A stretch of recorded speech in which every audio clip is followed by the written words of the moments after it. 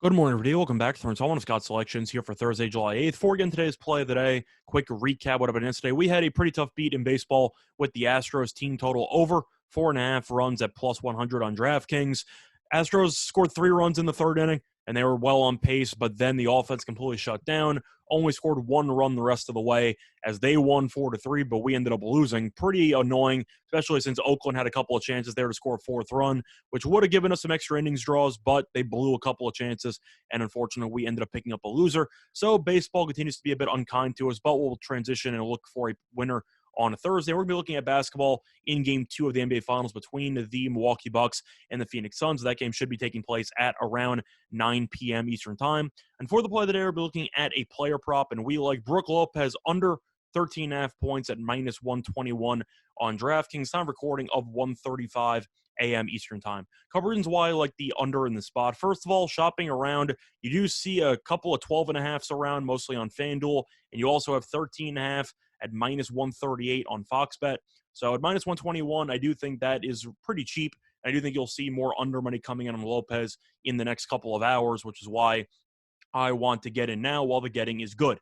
But looking at Lopez, you might be wondering why his player prop number is so low. If you look at his game 1 number, he had 17 points, and he ended up taking 14 shots. So he was pretty heavily involved in the offense. You might be wondering why I think he should end up regressing in Game 2. And the main reason was because of the workload and the fact that he only played 23 minutes, and I do think that might have been a little bit too much. You look at his plus-minus, he was a minus 17, and he couldn't guard anybody. Phoenix's pick and roll with Chris Paul and Devin Booker absolutely torched him to pieces, and I do question if Lopez is playable at all in this series, and I do think if you expect Milwaukee to make any adjustments defensively, Lopez not playing should be a pretty big adjustment that they kind of need to make. Now, Lopez, if you look at the regular season meetings, scored less than 11 points in both of the regular season meetings. So even though you had game 1 of a bit of an outlier there, I do think based on what you've seen in the regular season in this matchup and what you saw defensively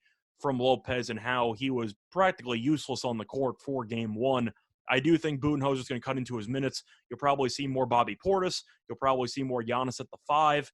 And that's kind of what the game flow dictated at the end of game 1. Now, Milwaukee ended up losing by double digits, but they did cut it to 7 in the fourth quarter, and the main lineup they used was Giannis at the 5 with Lopez on the bench. So I think there's a good chance that Phoenix is going to stick to what they normally do, which is endless pick and roll, go relatively small with Ayton at the center, who's probably going to have another 15-plus rebound game again. And on the other hand, I do think Milwaukee will try to combat that by using Portis more and by using Lopez less. So it's mostly trying to anticipate how Milwaukee's going to adjust following the game 1 loss. And I think the main area of improvement would be pick and roll defense, which should lead to less minutes for Lopez, which should make it more difficult for him to reach 14 points in the spots. Play that once again here for Thursday, July 8th is going to be on Brook Lopez under 13.5 points at minus 121 on DraftKings. Bye, everyone.